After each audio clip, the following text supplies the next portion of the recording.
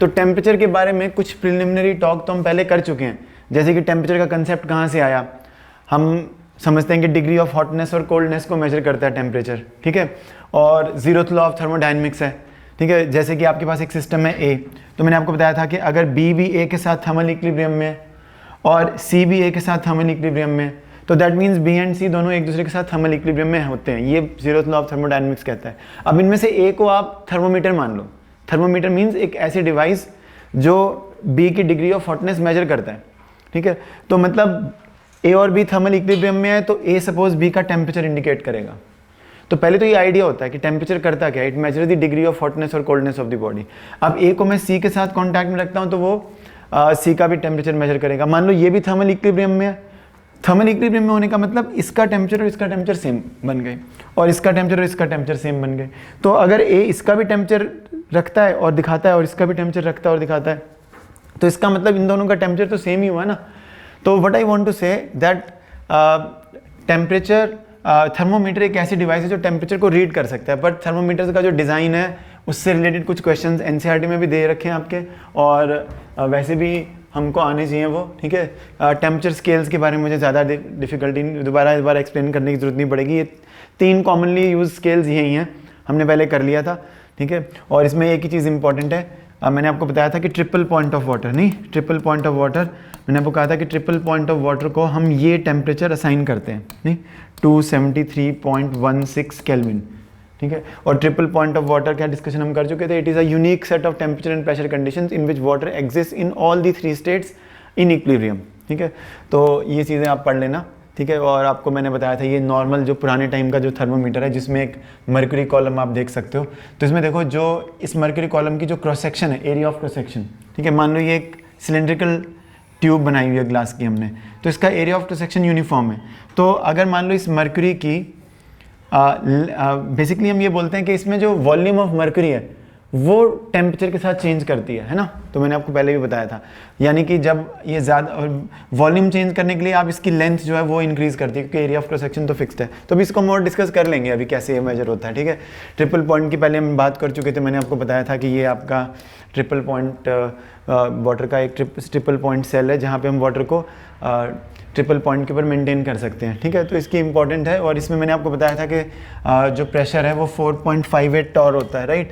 और जो इसका टेम्परेचर है वो कितना होता है, उसको इतना मानते हैं कि वो इतना है, ठीक है। अब इतना ही क्यों मानते हैं, नहीं why this, what is specially important about this value. इस टेम्परेचर को हम 0 केल्विन भी तो ले सकते थे, तो उसके बारे में थोड़ा सा डिस्कशन है, क्योंकि जब हम केल्विन वर्ड यूज़ करते हैं ना, तो लॉर्ड केल्विन वो एक I think Irish William Thomson उसका पुराना नाम था, और भी इसके बारे में रिलेटेड कई सारी चीज़ें हैं जो मैं यहाँ पे अभी क्लास में नहीं बता पाऊंगा। पर जैसे कुछ हमारे 9th-10th में क्लास थी कि पहले लोग सोचते थे कि हीट जो है वो एक लिक्विड होता है, और उस लिक्विड का नाम है कैलोरिक, ठीक है। और वो कहते थे कि अगर किसी बॉडी में कैलोरिक की मात्रा ज़्यादा हो जाए तो वो ज़्यादा गर्म हो जाएगी, ठीक है। लॉर्ड काउंट रमफोर्ड था शायद, I don't remember, I think count Rumford ने ये समझाया था कि अगर कोई बॉडी के अंदर कैलोरिक ज़्यादा होता है जब वो गर्म होती है, तो वो कहता है कि अगर हम जैसे बंदूक की नलियों को साफ़ करने वाली ब्रश से जब साफ़ करते थे, तो वो कहते हैं यार ब्रश भी गर्म हो जाती है और ये बंदूक की नलियाँ भी गर्म हो जाती हैं, और आई थिंक जिस पानी में वो रखते हैं वो पानी भी गर्म हो जाता है, तो सब कुछ गर्म ही गर्म हो रहा है इसमें। तो दैट मीन्स के अगर लोग पहले ये मानते थे कि अगर ये हॉटर बॉडी है और ये कोल्डर बॉडी है, तो हॉटर बॉडी को कोल्डर बॉडी के साथ कांटेक्ट में रखने से ये तो गर्म हो जाती है और ये ठंडी हो जाती है, तो वो मानते थे कि यहाँ से कैलोरिक फ्लो करके इसमें चला जाता है। लेकिन उन्होंने कहा जब हम ब्रश से साफ़ करते हैं बंदूक की नलियों को, तो हर चीज़ ही गर्म हो रही है, कैलोरिक कहाँ से कहाँ जा रहा है, समझ में आ रहा है आपका। तो कैलोरिक थ्योरी होती थी पहले एक हीट की, ये कैलोरिक नाम का एक लिक्विड है जो बॉडी के अंदर होता है, उसकी वजह से चीज़ें गर्म होती हैं। तो बहुत सारी हिस्ट्री है, लेकिन वो सारी हमें पढ़ने की ज़रूरत नहीं है, हम यहाँ से स्टार्ट करेंगे, जो मैंने आपको उस दिन भी थोड़ा सा इंट्रोडक्शन दिया था, लेकिन अब इसको हम थोड़ा सा डीप में पढ़ सकते हैं। तो मैं एक बार रिवाइज करा रहा हूँ। देखो, तो थर्मोमेट्री के जो मेन आइडियाज़ हैं वो क्या हैं, ठीक है। सबसे पहले thermometry means measurement of temperature. पहले तो हमने अपने मन में एक बात डिसाइड कर ली कि हर बॉडी के टेम्परेचर नाम की कोई प्रॉपर्टी होती है जो ये बताती है कि वो बॉडी कितनी गर्म है और कितनी ठंडी है। टेम्परेचर नाम की ऐसी कोई चीज़ होती है। अब thermometry is about measuring that temperature, measuring the temperature of a body. It is the art and science of measuring the temperature of the body, ठीक है, ऐसा हम बोल सकते हैं। तो किसी भी बॉडी के या सिस्टम के टेम्परेचर को मेजर करने के लिए हमें एक डिवाइस बनानी पड़ेगी और उस डिवाइस का नाम हम रखेंगे थर्मोमीटर, ठीक है। और जो थर्मोमीटर है, हर थर्मोमीटर में एक थर्मोमेट्रिक सब्सटेंस होगा, ठीक है, और उस थर्मोमेट्रिक सब्सटेंस की एक प्रॉपर्टी होगी जिसको हम थर्मोमेट्रिक प्रॉपर्टी कहेंगे। और ये जो थर्मोमेट्रिक प्रॉपर्टी है, लेट अस से एक्स, ये जब बॉडी हॉटर या कोल्डर बनेगी, यानी कि जब बॉडी का टेम्परेचर चेंज होगा, ये प्रॉपर्टी उसके साथ चेंज करेगी। It has to be a function of the temperature of the body. मतलब जब बॉडी का टेम्परेचर चेंज होगा तो ये थर्मोमेट्रिक प्रॉपर्टी चेंज होगी, ठीक है। तो thermometric property should change with the temperature, तभी हम उसको थर्मोमेट्रिक प्रॉपर्टी के फॉर्म में यूज़ करते हैं। तो फिर आगे हमने एग्जांपल दिए जो कुछ कॉमन थर्मोमीटर के थे। तो सबसे पहले जो पुराने टाइम से जो थर्मोमीटर बनाया था उसको बोलते हैं लिक्विड इन ग्लास थर्मोमीटर।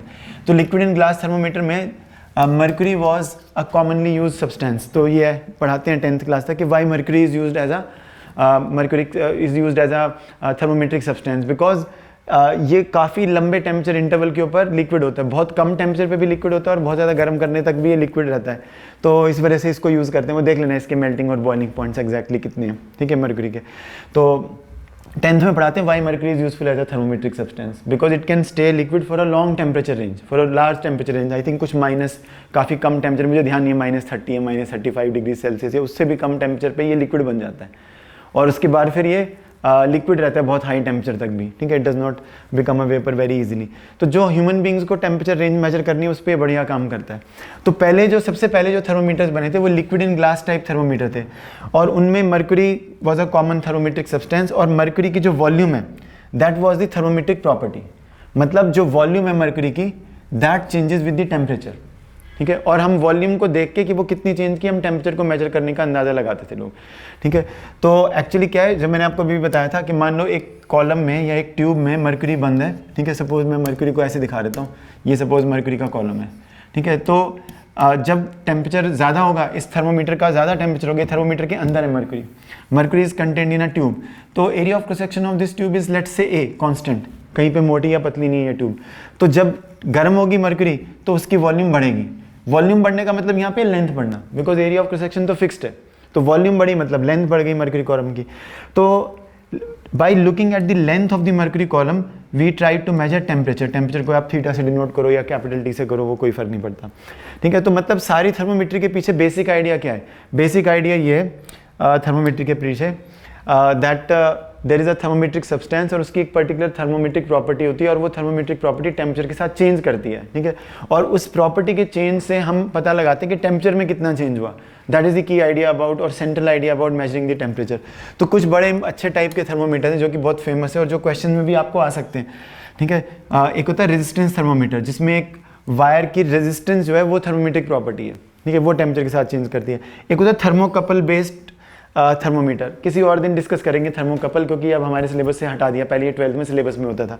किसी और दिन डिस्कस कर लेंगे, मैं आपको बता दूंगा। बेसिकली थर्मोकपल में दो अलग अलग मेटल्स की जो वायर्स हैं उनको ज्वाइन किया जाता है, और जब उन जहाँ पे जॉइंट्स बनते हैं, मान लो एक वायर ऊपर है एक वायर नीचे है, जब जहाँ पे इनके जॉइंट होते हैं, सोल्डर करते हैं इन वायर्स को, ठीक है, यहाँ पे और यहाँ पे, ये दो मेटल वायर्स हैं, ठीक है, अलग अलग मेटल वायर होनी चाहिए, डिस्टिंक्ट मेटल। तो इसको और इसको अगर हम अलग अलग टेम्परेचर पे रखें, थीटा एच और थीटा सी, तो इसके अंदर करंट फ्लो करने लग जाता है, करंट स्टार्ट्स फ्लोइंग, ठीक है, दैट इज अ थर्मोकपल, ठीक है।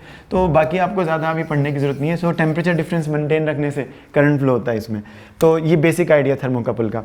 और फिर एक थर्मोमीटर जो कि बहुत इंपॉर्टेंट है, कांस्टेंट वॉल्यूम गैस थर्मोमीटर, इसके बारे में एनसीईआरटी में भी दिया हुआ है। तो हमको ये काफ़ी इंपॉर्टेंट है, क्यों है वो अभी हम आपको समझाने की कोशिश करेंगे फटाफट। तो इसमें 2-3 चीज़ें हमें समझनी है। देखो, जितनी भी थर्मोमीटर का बेसिक कंसेप्ट है वो पुराने टाइम में, ठीक है, पुराने टाइम में मीन्स जैसे मैंने आपको बताया सबसे पहले liquid in glass thermometers invent हुए थे। और शायद आपको याद है अभी आजकल हम एक यूनिट यूज़ करते हैं टेम्परेचर की, जिसको हम बोलते हैं Celsius. No, Celsius was the name of inventor जिसने थर्मोमीटर सबसे पहले बनाया था। तो Celsius was the name of the person who invented the thermometer, ठीक है। लेकिन जो अभी हम सेल्सियस स्केल यूज़ करते हैं वो तो इसी के नाम के ऊपर हमने रखा हुआ है। लेकिन इसने जो ओरिजिनली थर्मोमीटर बनाया था उसमें जो टेम्परेचर की यूनिट यूज़ होती थी वो सेंटीग्रेड यूज़ होती थी, ठीक है। तो 1 सेंटीग्रेड, अगर मान लो ये 1 सेंटीग्रेड है और जो एक ये मान लो ये 1 सेल्सियस का डिवीजन है किसी थर्मोमीटर पे, ठीक है, तो ये लगभग एक ही जितने होते हैं। थोड़ा सा इसमें क्या फ़र्क होता है वो हम कोशिश करेंगे आज समझने की, ठीक है। तो जब older centigrade scale was modified to make the Celsius scale, ये अभी याद रखो कैसे मॉडिफाई किया था वो थोड़ा सा अभी बताएंगे आपको अगर समझ में आ जाए तो। पहले हम सेंटीग्रेड स्केल को समझते हैं, सेंटीग्रेड सिस्टम को। तो सेंटीग्रेड सिस्टम में क्या था कि जो थर्मोमेट्री थी यानी कि टेम्परेचर की मेजरमेंट जो थी वो ऐसे करते थे कि हम थर्मोमीटर को दो फिक्स्ड टेम्परेचर्स, ठीक है, दो fix temperature means centigrade system में जैसे कि हम मर्क्यूरी इन ग्लास है ना, यानी कि थर्मोमेट्रिक प्रॉपर्टी क्या बन गई, length of the mercury column. मैंने आपको पहले भी कराया था, थर्मोमेट्रिक प्रॉपर्टी बन गई length of the mercury column. ये टेम्परेचर के साथ चेंज करेगी। तो सेंटीग्रेड सिस्टम में जो सबसे पहले थर्मोमीटर डिज़ाइन में उसमें दो फिक्स टेम्परेचर्स को उन्होंने चूज़ कर लिया, दो फिक्स टेम्परेचर को चूज़ कर लिया, एक मेल्टिंग आइस का temperature at normal atmospheric pressure और एक बॉइलिंग वाटर का temperature at normal atmospheric pressure.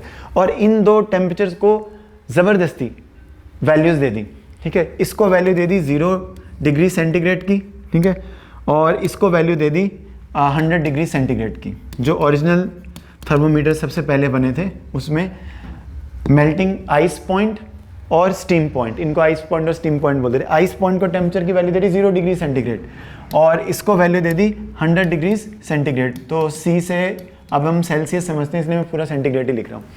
तो जो फर्स्ट थर्मोमीटर्स डिज़ाइन हुए थे उसमें ये किया गया और 0 डिग्री से 100 डिग्रीज के बीच में 100 डिवीजन बन गए। तो मान लो ये 1 डिग्री सेंटीग्रेड है, ये 2 डिग्रीज और ऐसे करते करते फिर आगे लास्ट तक आएगा, ठीक है। तो ये मान लो आपके पास यही वाला सेंटीग्रेड वाला थर्मोमीटर है जो कि डिज़ाइन हुआ है और इसमें 37 होता है ना बॉडी का टेम्परेचर नॉर्मल, अराउंड रफली 98.4 डिग्री फ़ारेनहाइट और 37 डिग्री सेल्सियस रफली। तो अब देखो बेटे, सबसे पहले क्या किया था उन्होंने, जो सेंटीग्रेड स्केल डिज़ाइन किया था उसमें उन्होंने दो फिक्स पॉइंट लिए थे और उनको अपनी मर्जी से दो वैल्यूज़ दे दी। अब एक अजम्पशन थी और मैंने आपको पहले ही बताया था कि ये अजम्पशन काफ़ी करेक्ट थी। क्या अजम्पशन थी? देखो सारी थर्मोमीटरी इसके ऊपर बेस्ड है कि जो प्रॉपर्टी है, जो थर्मोमीट्रिक प्रॉपर्टी है वो टेम्परेचर के साथ लीनियरली वेरी करती है। ये बड़ा इंपॉर्टेंट है। अगर वो लीनियरली वेरी नहीं भी करती तो भी हम यूज़ कर सकते हैं, लेकिन पहले ये जो पुराने थर्मोमीटर्स थे या सबसे पहले जो थर्मोमीटर डिज़ाइन हुए उसमें एक अजम्पशन के साथ उन्होंने थर्मोमीटर्स डिज़ाइन किए कि जो थर्मोमेट्रिक प्रॉपर्टी है वो टेम्परेचर के साथ लीनियरली वेरी करती है। तो इसका मतलब ये है कि या तो आप x को ऐसे लिख लो, क्योंकि x और t के बीच में ग्राफ जो है वो स्ट्रेट लाइन आता है। लीनियरली प्रॉपर्टी के लीनियरली वेरी करने का मतलब क्या है कि जब हम टेम्परेचर को इक्वल अमाउंट से चेंज करते हैं तो ये प्रॉपर्टी में भी इक्वल अमाउंट के चेंजेस आते हैं। जब भी हम कहते हैं ना लीनियरली वेरी करती है, उसका असली मतलब ये होता है, क्योंकि अभी देखो इस प्रॉपर्टी को हम मेजर कर सकते हैं लेकिन टेम्परेचर को तो मेजर ही नहीं कर सकते ना, अभी तो थर्मोमीटर है ही नहीं। तो टेम्परेचर को के इक्वल अमाउंट से चेंज करना तो एक अजम्पशन है ना, समझ रहे हो, एक तरीके की अजम्पशन होगी कि जब ये प्रॉपर्टी 5-5 यूनिट से चेंज हुई, मान लो लेंथ आधे मिलीमीटर से चेंज हुई और मान लो लेंथ जब यहाँ से यहाँ आधे मिलीमीटर से चेंज हुई तो इस प्रॉपर्टी में मान लो 2 यूनिट्स का चेंज आया, लेकिन लेंथ फिर आधे मिलीमीटर से चेंज हुई तो इस प्रॉपर्टी में 2.2 का चेंज आ गया। फिर तो ये इक्वल ना हो ना, when you change temperature by, मतलब जब हम इस लेंथ ऑफ द, समझ रहे हो ना मैं क्या कर रहा हूँ, जब ये प्रॉपर्टी इक्वल अमाउंट से चेंज करती है और टेम्परेचर भी इक्वल अमाउंट से चेंज करना चाहिए, ये अजम्पशन मान के उन्होंने थर्मोमीटर डिज़ाइन किए और उन्होंने कई तरीके से क्रॉस चेक भी किया कि ये सही अजम्पशन है कि ऐसा होता है कि जब हम प्रॉपर्टी को इक्वल अमाउंट से चेंज करते हैं तो टेम्परेचर भी इक्वल अमाउंट से चेंज होता है रीजनेबली वेल। ये जब उनको कन्विंस हो गया एक्सपेरिमेंट से तो उन्होंने थर्मोमीटर डिज़ाइन किया और इसके 100 इक्वल इंटरवल्स बना दिए, समझ में आपको, सेंटीग्रेड स्केल के। अब उन्होंने कहा कि चलो ये दो टेम्परेचर तो हमने फिक्स कर दिए, अब मान लो आपके पास एक बीकर है और बीकर में वाटर है और हमने जो थर्मोमीटर बनाया, ये थर्मोमीटर बनाया, इस पर हमने इक्वल डिस्टेंसेस पे 100 मतलब 99 मार्क्स भी आ गए, दो तो ये हैं, पूरे 101 मार्क्स आएंगे तो 100 इक्वल डिवीजन बन जाएंगे। अब हमें इसका टेम्परेचर मेजर करना है तो कैसे मेजर करेंगे? तो मैंने आपको पहले भी बताया था, जब इस थर्मोमीटर को यहाँ पर डाला जाएगा तो इस स्केल में मर्क्यूरी की जो कॉलम की लेंथ आती है वो कितनी आती है, मर्क्यूरी कॉलम की लेंथ कितनी आती है, ठीक है, तो मान लो L आती है, ठीक है। अब पहले हम इस थर्मोमीटर को आइस पॉइंट पे रखेंगे, मेल्टिंग आइस में, और हम देखेंगे मर्क्यूरी कॉलम की लेंथ वहाँ से कितनी आई, तो मान लो मर्क्यूरी कॉलम की लेंथ आ गई L0। और फिर हम इस थर्मोमीटर को स्टीम में रखेंगे, ठीक है, बॉइलिंग वाटर में जो स्टीम में कन्वर्ट हो रहा है, मान लो मर्क्यूरी कॉलम की लेंथ उसमें आती है L100। तो ये दो लेंथ तो हमने पढ़ ली, जो थर्मोमीटर बना रहा है, बनाने वाला है, उसने ये दो लेंथ तो रीड कर ली कि थर्मोमीटर में क्या लेंथ आ रही है। अब अगर उसको इस थर्मोमीटर को यूज़ करना है इस कोई भी और स्पेसिमेन का टेम्परेचर मेजर करने के लिए, तो वो अपने थर्मोमीटर को इसके साथ कॉन्टैक्ट में रखता है और पढ़ता है कि कितनी लेंथ आती है मर्क्यूरी कॉलम की। अब इस लेंथ से टेम्परेचर रीड हो जाएगा। कैसे? क्योंकि अजम्पशन क्या थी कि temperature depends on the length linearly. ठीक है, if temperature depends on the length linearly, then we can use these two length to determine A and B, and after these values of A and B are determined, then we can put those values of A and B and read this length L experimentally and hence determine the temperature of this specimen of the liquid। ठीक है, तो अगर मैं temperature को 0 मानता हूँ, ठीक है, और लेंथ को एक्सपेरिमेंटली रीड करता हूँ तो ये आता है। अगर मैं टेम्परेचर को 100 मानता हूँ, ठीक है, और लेंथ को टेम्परेचर को मैं 100 मानता हूँ तो लेंथ मान लो आती है इतनी, और ये इक्वेशन आ जाएगी। तो ए और बी तो सेम रहेंगे क्योंकि है ना, इक्वल अमाउंट से प्रॉपर्टी चेंज हो रही है, एल इक्वल अमाउंट से चेंज हो रही है। ठीक है, जब हम टेम्परेचर को इक्वल अमाउंट से बदल रहे हैं, ये अजम्पशन इसमें चलती आ रही है। ठीक है, ऐसा होता भी है। ठीक है, वो और एक्सपेरिमेंट से हमें पता चलता है। अब इन दोनों में से अब तीसरी इक्वेशन क्या आएगी? तीसरी इक्वेशन आएगी ये, अगर हमें ये टेम्परेचर पढ़ना है तो ये लेंथ तो हम एक्सपेरिमेंटली मेजर करेंगे, ए और बी की वैल्यूज चाहिए, तो ये तो लीनियर इक्वेशन का क्वेश्चन है, दो इक्वेशन है, दो अननोन्स हैं, तो यहाँ से ए की वैल्यू कितनी आई? अच्छा, इन दोनों में से हम ए और बी की वैल्यूज कैसे निकाल सकते हैं? पहले मैं नीचे वाली इक्वेशन से ऊपर वाली इक्वेशन को सब्ट्रैक्ट करता हूँ, तो ए की वैल्यू कितनी आएगी? 100 अपॉन L 100 माइनस L0। नीचे वाली इक्वेशन में से ऊपर वाली इक्वेशन सब्ट्रैक्ट कर दो, बी तो खत्म हो गया। अब बी की वैल्यू कितनी है? बी की वैल्यू है माइनस AL0, नहीं ये उधर चला गया, तो minus 100 into L0 upon L100 minus AL0 है ना, तो ये उधर गया माइनस AL0, तो ए की वैल्यू और L0 से मल्टीप्लाई हो गया, ये आपके पास B की वैल्यू आ गई। ठीक है, अब ये A और B की वैल्यूज़ हम इसमें सब्स्टिट्यूट कर देंगे। ठीक है, चलो मैं इसको हटाना नहीं चाहता, यहाँ पे लिखते हैं because this will not be required.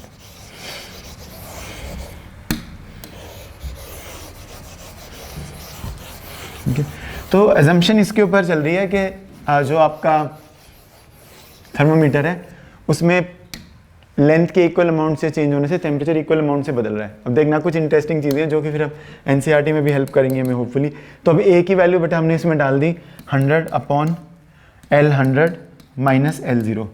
ठीक है, एचसी वर्मा का तो पूरा चैप्टर इसी के ऊपर बेस्ड है। ठीक है, माइनस बी और आधा प्लस बी आएगा minus 100 L0 upon L 100 minus L0। ठीक है, अब ये कितना बन जाएगा टेम्परेचर? अब ये लेंस जो है ये तो हम रीड कर सकते हैं, 100 कॉमन आ जाएगा और क्या कॉमन आ जाएगा? L 100 माइनस L0 और यहाँ क्या बचेगा? L minus L0। तो ये इक्वेशन हमें टेम्परेचर मेजर करने में कैसे हेल्प कर रही है? लेंथ हम एक्सपेरिमेंटली मेजर करेंगे, उस स्पेसिमेन का टेम्परेचर हमारे पास आ जाएगा। अब ये काम कई तरीके से होता है, मतलब सेंटीग्रेड स्केल में ऐसा था। अब सेम प्रोसेस, अगर हमारे पास एक रेजिस्टेंस वायर वाला थर्मोमीटर, रेजिस्टेंस थर्मोमीटर है, तो रेजिस्टेंस थर्मोमीटर में लेंथ की जगह जस्ट रेजिस्टेंस आ जाती है। ठीक है, पहले हमारे पास एक मेटल की वायर है, सपोज प्लैटिनम की, और हम इस प्लैटिनम वायर को फ्रीजिंग मेल्टिंग आइस में रखते हैं, तो resistance of the wire suppose हम किसी भी टेक्निक से मेजर करते हैं जो आपको अभी तक नहीं पता, मान लो वो रेजिस्टेंस आती है R0। फिर हम इस वायर को बॉइलिंग वाटर में प्लेस करते हैं स्टीम पॉइंट पे, तो मान लो इस वायर की रेजिस्टेंस हम किसी टेक्निक से मेजर कर सकते हैं, वो रेजिस्टेंस हमारे पास आ जाती है R100। ठीक है, अब हम इस वायर को उस वाटर के साथ उस बीकर के अंदर रखेंगे, इसके अंदर जिसका हमें टेम्परेचर मेजर करना है, और हम रेजिस्टेंस को फिर से मेजर करेंगे और हम पूछेंगे कि बताओ अब इस स्पेसिमेन का टेम्परेचर क्या है। तो उन्होंने यही अज्यूम किया कि जो रेजिस्टेंस है या जो टेम्परेचर है, ऐसा मान लो जो टेम्परेचर है वो रेजिस्टेंस का लीनियर फंक्शन है, ये अजम्पशन की, और ये अजम्पशन करेक्ट भी है। वो एक्सपेरिमेंट से हमें पता चलता है दूसरे तरीके से कि एक्सपेरिमेंट ये एजम्पशन ज़्यादा रॉन्ग नहीं है, करेक्ट एग्जम्पशन है। फिर से वही आर्गुमेंट है, अगर हम ए और बी की वैल्यूज़ निकाल सकते हैं, ठीक है, तो हमारे पास टेम्परेचर मेजर करने का एक मेथड आ जाएगा। ठीक है, we will get a new method for measuring temperature which is based upon measurement of resistance. ठीक है, तो हम फिर से इसमें क्या करेंगे, टेम्परेचर को 0 मान के ए R0 प्लस बी, और बिल्कुल सेम आएगी नहीं, कैलकुलेशंस वैसे ही करनी है आपको, ए R100 प्लस बी, फिर से सब्ट्रैक्ट करेंगे तो ऐसी इक्वेशन आ जाएगी कि अब जो टेम्परेचर आएगा वो कितना आएगा, 100 अपॉन, ठीक है, अब आ जाएगा R100 माइनस R0 और R माइनस R0 ही आ जाएगा। अगर आप इनको डायरेक्ट याद रख सकते हो बिना डेरिवेशन के, तो आपको डेफिनेटली फ़ायदा हो जाएगा एग्जाम में, क्योंकि आ सकता है क्वेश्चन, मार्क करना आप नीट में भी आ सकता है। ठीक है, तो इनको डायरेक्टली याद रखना है, तभी मैं बता रहा हूँ। अब ये सब तो बहुत बढ़िया है, ये सेंटीग्रेड स्केल डिज़ाइन हो गया. We can have different types of centigrade scale thermometers in which we keep the ice point at 0 degrees centigrade and we keep the steam point at 100 degrees centigrade divided into 100 equal parts, and we have got 2 good thermometers and there can be more thermometers also जिनमें और कोई thermometric substance और कोई thermometric property है, सब में same technique follow होगी. ठीक है, लेकिन अब देखो, अब एक प्रॉब्लम है. अगर आप सिर्फ एक थर्मोमीटर को यूज़ करते हो मर्क्यूरी वाले को या सिर्फ रेजिस्टेंस वाले को, फिर कोई प्रॉब्लम नहीं है. लेकिन मान लो कुछ लोगों ने तो मर्क्यूरी थर्मोमीटर्स बना दिए, कुछ लोगों ने रेजिस्टेंस वाले थर्मोमीटर्स बना दिए. उनको वो अच्छा लगता है, उनको वो अच्छा लगता है. जैसे कि सब लोगों को एक ब्रांड ऑफ फ़ोन अच्छा नहीं लगता, तो और बाकी ऐसा भी हो सकता है कि किसी के लिए ये ज़्यादा सूटेबल है, बहुत ज़्यादा हाई टेम्परेचर मेजर करने के लिए ये सूटेबल है, वो सूटेबल नहीं है. तो उसमें एक समस्या आ गई. कुछ थर्मोमीटर ऐसे हो गए, कुछ थर्मोमीटर ऐसे. अब मान लो जो आपका लिक्विड इन ग्लास वाला थर्मोमीटर है, उससे भी आपने इसका स्पेसिमेन का टेम्परेचर मेजर किया, और जो मर्क्यूरी वाला थर्मोमीटर है उससे भी आपने स्पेसिमेन का टेम्परेचर मेजर किया. इस सिस्टम का कुछ भी नाम रख दो, सिग्मा. तो सिग्मा सिस्टम का टेम्परेचर तो एक ही होगा, लेकिन आपने दोनों थर्मोमीटर से अगर मेजर किया सेंटीग्रेड स्केल पे, you find that the temperatures are not same. दोनों टेम्परेचर इक्वल नहीं आते. समझ में आ रहा है आपको? उस स्केल से मेजर करें, उस स्केल से मेजर करें, दोनों टेम्परेचर इक्वल नहीं आते. दैट इज बिकॉज जो टेम्परेचर मेजर करने वाली हमारी डिवाइस है, यानी कि थर्मोमीटर है, वो मेजरमेंट कैसे करता है, वो सब्सटेंस जो है, यानी कि वायर या मर्क्यूरी कॉलम, उसकी प्रॉपर्टीज पे डिपेंड करता है. The thermometer, the working of the thermometer, the scale, it depends upon the properties of the thermometer. That is why एक ही स्पेसिमेन के दोनों अलग अलग बढ़िया परफेक्ट थर्मोमीटर से भी अलग अलग टेम्परेचर रीड हो रहा है. समझ में आपको? तो it is not the same temperature कि हाँ अब हम सोचते हैं कि टेम्परेचर तो इसका एब्सोल्यूट टर्म्स में सेम चीज़ होनी चाहिए, कुछ पर्टिकुलर टेम्परेचर होना चाहिए, लेकिन उससे अलग रीड हो, उससे अलग रीड हो, फिर तो ये प्रॉब्लम है. अगर आप एक ही थर्मोमीटर यूज़ करते हो तो कोई बात नहीं, ठीक है. लेकिन अगर आप अलग अलग टाइप के थर्मोमीटर अलग अलग पर्पसेस के लिए हैं, जैसे कि बहुत कम टेम्परेचर मेजर करने के लिए कोई दूसरा थर्मोमीटर लेंगे, बहुत एक्सट्रीमली हाई टेम्परेचर मेजर करने के लिए कोई दूसरा थर्मोमीटर सूटेबल होगा, जो क्लिनिकल यूज़ के लिए वो शायद दूसरी जगह पे काम ना आए केमिस्ट्री लैब में. समझ में आ रहा है? तो ये एक प्रॉब्लम थी. तो हम एक ऐसा थर्मोमीटर इमेजिन कर सकते हैं. We can imagine a thermometer which can be called as a thermometer which is based on a thermodynamic scale. अब थर्मोडायनेमिक स्केल के ऊपर बेस्ड थर्मोमीटर क्या होता है, या थर्मोडायनेमिक स्केल ऑफ टेम्परेचर क्या होता है. हम एक ऐसा थर्मोमीटर इमेजिन कर रहे हैं यहाँ पर कि जो टेम्परेचर को इस ढंग से मेजर करे कि वो टेम्परेचर की मेजरमेंट जब करता है तो जो इसमें थर्मोमेट्रिक सब्सटेंस हुआ है, यूज़ हुआ है, उसकी प्रॉपर्टीज़ पे टेम्परेचर की मेजरमेंट अगर डिपेंड ना करे तो ऐसे स्केल को थर्मोडायनेमिक स्केल कहा जाता है. ठीक है. So a thermometer which is based upon a scale in which the measurement of temperature is independent of the properties of the substance used, ऐसे स्केल को हम थर्मोडायनेमिक स्केल बोलते हैं. बड़ा इंपॉर्टेंट टर्म है. What is a thermodynamic scale? एक ऐसा scale जो टेम्परेचर मेजरमेंट के दौरान सब्सटेंस की प्रॉपर्टीज पे अगर डिपेंड ना करे तो उसको हम क्या बोलेंगे? Thermodynamic scale. तो क्या ऐसा कोई स्केल होता है? दैट इज ए की क्वेश्चन. तो इसमें मैंने नीचे एक नोट लिखा हुआ है, आप पढ़ लेना बेटे, कि सेंटीग्रेड स्केल को मॉडिफाई करके ही बाद में सेल्सियस स्केल बनाया था. पर सेंटीग्रेड स्केल के डिविजन और सेल्सियस स्केल के डिविजन बिल्कुल सेम हो, ज़रूरी हो, ये बिल्कुल सेम हो, ये कोई ज़रूरी नहीं है. ठीक है. तो वो कैसे है वो फिर अभी थोड़ी देर में आपको होपफुली समझ में आ जाएगा. ठीक है. तो अब एक बड़ा इंपॉर्टेंट है, अगर आपने कल लेक्चर सुना था तो उसमें मैंने एक सेकंड लॉ ऑफ थर्मोडायनेमिक्स बताया था. ठीक है. तो हमें सेकंड लॉ ऑफ थर्मोडायनेमिक्स और इससे रिलेटेड जो चीज़ें वो ज़्यादा नहीं पढ़नी, ग्रेजुएशन कोर्सेज में ज़्यादा पढ़ते हैं उनको. ठीक है. तो सेकंड लॉ ऑफ थर्मोडायनेमिक्स को ध्यान में रख के और हीट इंजन्स की वर्किंग को ध्यान में रख के, ठीक है, लॉर्ड केल्विन ने कुछ डिस्कशंस किए थे और उन डिस्कशन से उसने एक कंक्लूजन निकाला था जो कि ग्रेजुएशन की बुक्स में दिया होता है कि that it is possible to imagine a temperature scale in which the temperatures can vary from 0 to infinity. And जब हम इस स्केल को यूज़ करते हैं तो टेम्परेचर मेजरमेंट जो है वो नेचर ऑफ सब्सटेंस पर डिपेंड नहीं करती. तो मतलब ये आर्गुमेंट्स अभी हम नहीं पढ़ सकते. अगर हम 150 मिनट्स लगा दें तो हमको ये आर्गुमेंट भी समझ में आ जाएंगे. ठीक है. थोड़ा सा टाइम लगाना पड़ेगा, पर फिर हम कितनी चीज़ें पढ़ेंगे जो हमारे सिलेबस में नहीं है, वो हम नहीं पढ़ पाएंगे अभी. बस अब इतना ही निष्कर्ष ही है. हमारे को पूरा एक क्वेश्चन था 10 मार्क्स का ग्रेजुएशन में. ठीक है. तो बेसिकली लॉर्ड केल्विन ने सेकंड लॉ ऑफ थर्मोडायनेमिक्स के बेस बनाकर और heat engines, reversible heat engines और आइडियल गैसेस के ऊपर जो बेस्ड हीट इंजन है, जैसे आपने कार्नो इंजन इमेजिन किया था, ऐसे इंजन को इमेजिन करके उसने एक कंसेप्ट प्रपोज किया कि एक ऐसा थर्मोडायनेमिक स्केल हम बना सकते हैं जिसमें टेम्परेचर 0 से स्टार्ट करके और इन्फिनिटी तक जा सकता है. और उस स्केल को उसने एब्सोल्यूट स्केल हम बोलते हैं. We call such a scale as absolute scale. Absolute means जो 0 से स्टार्ट हो रहा है. ठीक है, उसको एब्सोल्यूट स्केल बोलते हैं। तो एब्सोल्यूट टेम्परेचर होता है ना केल्विन में जब मेजर करते हैं, तो absolute scale of temperature is a scale which starts at 0, ठीक है। तो this scale was visualized by Lord Kelvin, और you can say designed by Lord Kelvin on based upon certain considerations related to second law of thermodynamics, ठीक है। पूरा एक chapter होता है या क्वेश्चन होता है इसके ऊपर, ठीक है। और जो ये एब्सोल्यूट स्केल है, लॉर्ड केल्विन ने दिखाया कि ये एक थर्मोडायनेमिक स्केल भी होगा, मतलब ये एक ऐसा स्केल होगा जो कि जिसके अंदर टेम्परेचर की मेजरमेंट नेचर ऑफ सब्सटेंस से इंडिपेंडेंट होती है, नेचर ऑफ सब्सटेंस पर डिपेंड नहीं करती, ठीक है।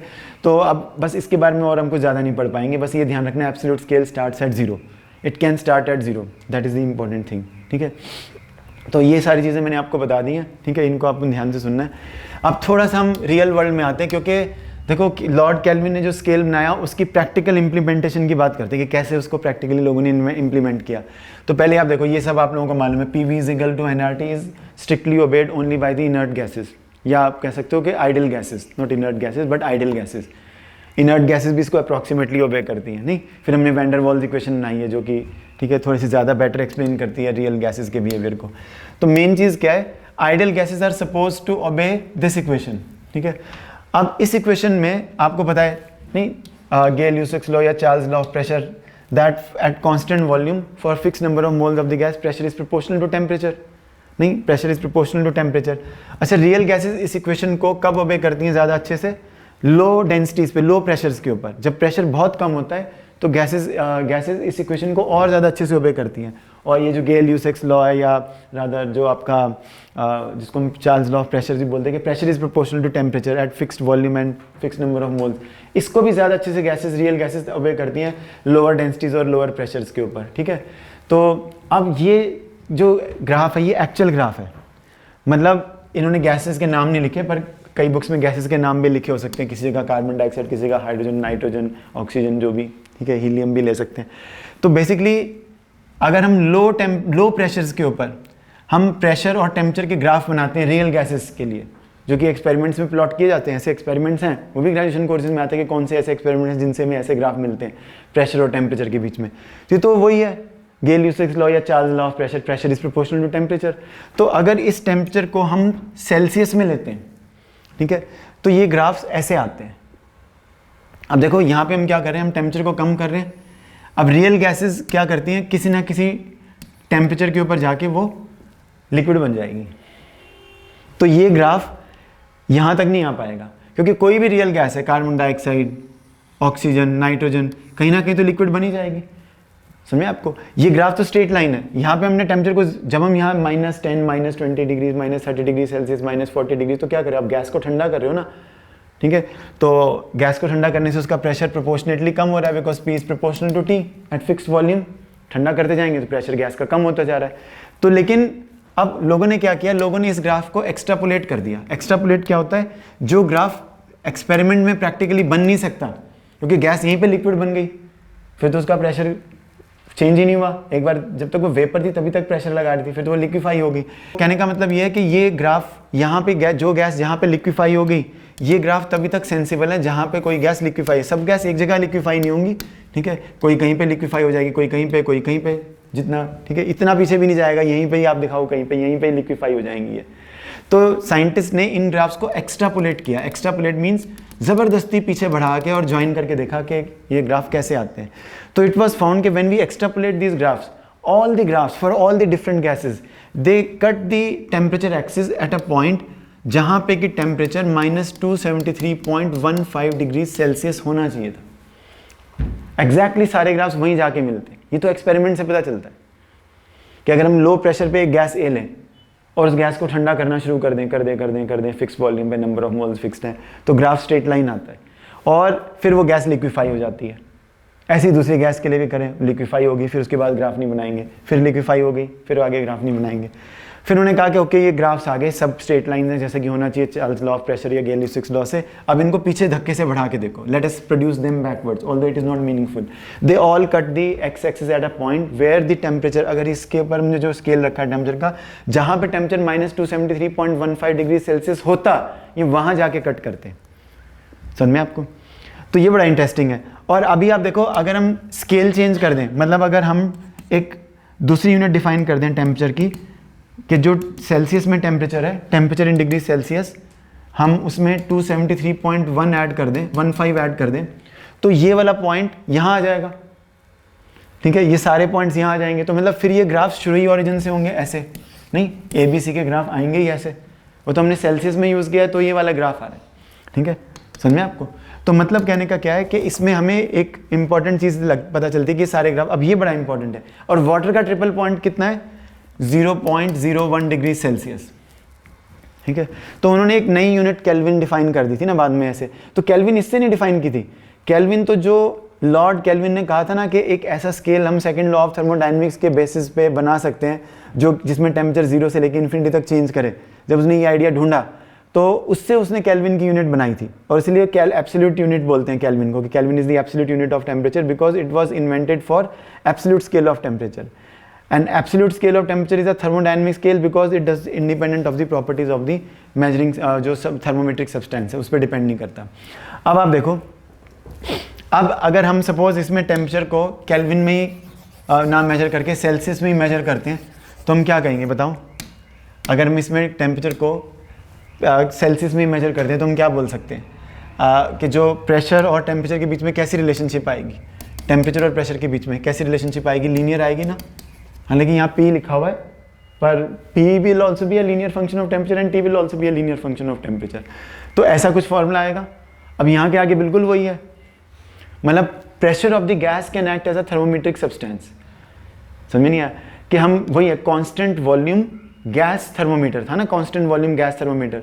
तो ये जो कांस्टेंट वॉल्यूम गैस थर्मोमीटर था इसमें क्या चीज़ थी जो हमने सबसे पहले पेज पे पढ़ा था, इसमें जो प्रेशर ऑफ द गैस था, जो प्रेशर ऑफ द गैस था that can act as a thermometric property because pressure of the gas changes with the temperature, ठीक है। तो अभी हम पढ़ेंगे कांस्टेंट वॉल्यूम गैस थर्मोमीटर के बारे में भी थोड़ा सा, ठीक है। पहले आप इस आइडिया को देखो, ये बड़ा इंपॉर्टेंट है। तो अगर हम यहाँ पर एक पेज और है ये, है ना, यहाँ पे अगर हम सपोज दोबारा से वही स्टेप्स करते हैं कि हम कोई गैस लेते हैं और उस गैस को हम लेते हैं लो प्रेशर पे, क्योंकि ग्राफ स्ट्रेट लाइन लो प्रेशर्स के ऊपर ही होते हैं, क्योंकि गैसेज ओबे चार्ल्स लॉ ऑफ प्रेशर्स या Gay Lussac law only at low pressures या लो डेंसिटीज, जब बहुत कम प्रेशर होता है, बहुत थोड़ी सी गैस जब डालते हैं हम कंटेनर में, तभी ये ग्राफ्स एग्जैक्ट ऐसे आते हैं, ठीक है। तो उन्होंने कहा कि अगर हम एक ऐसी गैस बंद कर लें और ऐसा थर्मोमीटर डिज़ाइन करें जिसमें एक गैस के प्रेशर को हम टेम्परेचर मेजर करने के लिए यूज़ करें, तो फिर से हम सेम स्टेप्स रिपीट कर सकते हैं। एक बार उस गैस को स्टीम पॉइंट पे रखो, एक बार उस गैस को आइस पॉइंट पे रखो, P0 और P100 मेजर कर लो, वो गैस कितना प्रेशर लगा रही है वो मेजर कर लो किसी इंस्ट्रूमेंट से, ठीक है। और उसके बाद A और B की वैल्यूज़ निकाल लो जैसे हमने लेंथ के लिए किया था, सारे न्यूमेरिकल इसी के ऊपर बेस्ड है, ठीक है। तो आपको ये प्रोसीजर पता होना चाहिए कि A और B की, ठीक है। तो ठीक है, समझ में आपको। और केल्विन एक दूसरी यूनिट डिराइव करने का, दूसरी यूनिट डिफाइन करने का क्या फ़ायदा है कि ये स्केल एब्सोल्यूट स्केल बन जाएगा, ठीक है, ये स्केल एब्सोल्यूट स्केल बन जाएगा। चलो अभी देखते हैं।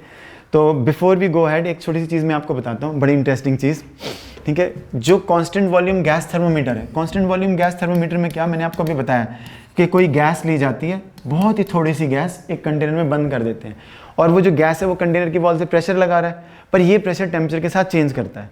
तो pressure of the gas acts as a thermometric property and it is used in temperature measurement, ठीक है। तो कांस्टेंट वॉल्यूम गैस थर्मोमीटर में यही करते हैं, मैं भी दिखाऊंगा आपको कांस्टेंट वॉल्यूम गैस थर्मोमीटर क्या है, ठीक है, वो भी हम देखेंगे, लेकिन पहले इसमें देखना आप, ठीक है।